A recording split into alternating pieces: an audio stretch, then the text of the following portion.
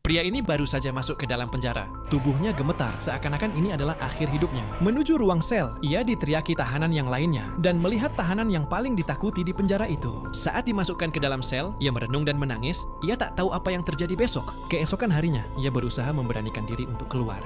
Namun baru saja kepalanya keluar, sudah ditunggu 4 orang tahanan. Ia langsung disiksa oleh tahanan itu, melemparnya seperti sedang bermain bola kasti. Ia berlari ke toilet, namun di toilet juga ia dipersekusi tahanan lainnya. Siksaan demi siksaan yang ia alami membuat ia memutuskan untuk kembali ke selnya. Dia menghela nafas panjang. Makan siang pun tiba. Saat ia membawa makanannya, kelompok tahanan lainnya merebut makanannya. Ia pasrah dan berniat memintanya lagi. Namun ia tak sengaja menabrak seseorang memborong makan sampai setinggi gunung. Ia heran, ternyata ia adalah tahanan yang paling ditakuti di penjara. Tahanan itu kesal karena menyenggolnya dan melemparnya seperti melempar bola.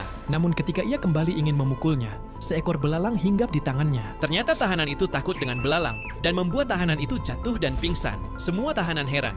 Orang yang paling ditakuti di situ dapat dikalahkan dengan mudah.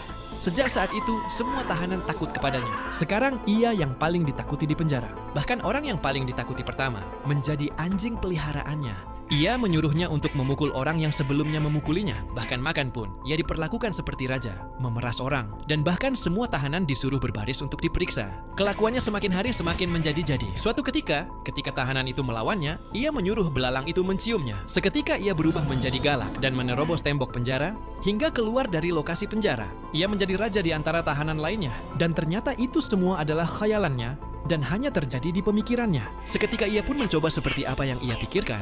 Namun sebaliknya, ia kena pukul oleh tahanan itu. Ternyata sebelumnya ia masuk penjara gara-gara salah ruangan ketika merampok. Ia malah memasuki kantor polisi dan ia ditangkap.